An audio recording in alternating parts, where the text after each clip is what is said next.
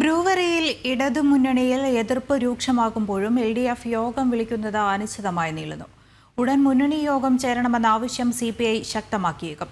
ഏകപക്ഷീയമായ തീരുമാനങ്ങളിൽ അതൃപ്തി അറിയിക്കാൻ JDSും RJDയും. ബ്രൂവറി വേണ്ടെന്ന് ആവർത്തിച്ച CPI, LDFിൽ ചർച്ച ചെയ്യാതെ സർക്കാർ തീരുമാനമെടുത്തത് ഉചിതമായില്ലെന്ന് JDS. ബ്രൂവറി വിഷയത്തിൽ നിലപാട് ചർച്ച ചെയ്യാൻ യോഗം വിളിച്ച് RJD.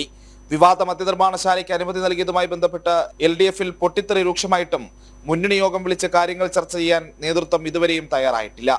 LDF യോഗം എന്ന് ചേരുമെന്നതിൽ പോലും തീരുമാനമായിട്ടില്ലെന്നതാണ് യാഥാർത്ഥ്യം.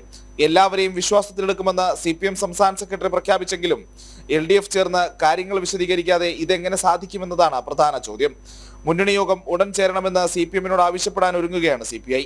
ഇടതുമുന്നണി കൺവീനർ TP രാമകൃഷ്ണനുമായും CPM സംസ്ഥാന സെക്രട്ടറി MV ഗോവിന്ദനുമായും CPI നേതാക്കൾ കൂടിക്കാഴ്ച നടത്തിയേക്കും.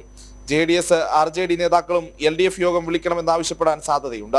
സംസ്ഥാന സർക്കാരുമായി ബന്ധപ്പെട്ട തീരുമാനങ്ങളിലെല്ലാം മറ്റ് കക്ഷികളെ CPM അവഗണിക്കുന്നുവെന്ന പൊതുവികാരവും നേതാക്കൾക്കുണ്ട്. ഈ വിഷയങ്ങളെല്ലാം അടുത്ത LDF യോഗത്തിൽ ഘടകകക്ഷികൾ ഉന്നയിക്കും. ജനം, തിരുവനന്തപുരം.